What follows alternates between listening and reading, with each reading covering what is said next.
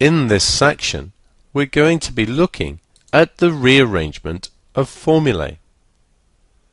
Solving equations is an example of rearranging formulae.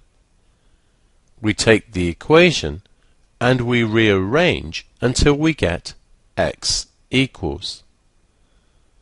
So we're going to start looking at rearranging formulae by solving the equations given below. Let's start by solving 3x plus 2 equals 11. What this means is we're going to rearrange it until we get x equals a number.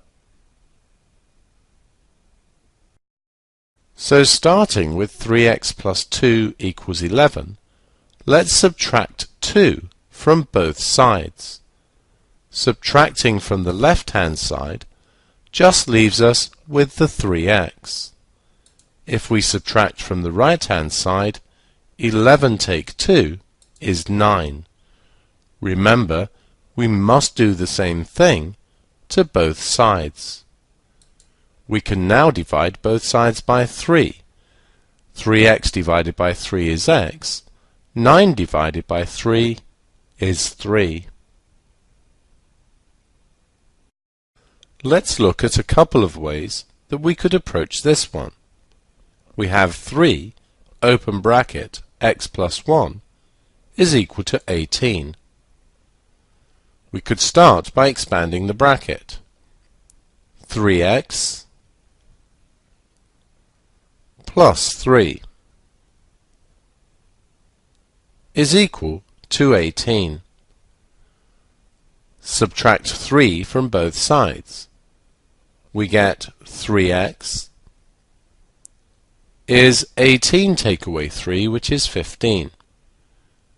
Divide both sides by 3 gives us x is equal to 5. We could have approached this differently.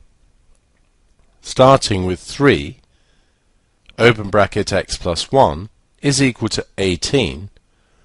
Divide both sides by 3 now, gives x plus 1 on the left and 6 on the right. Now subtract 1 from both sides, gives x is equal to 5. Note that we get the same answer.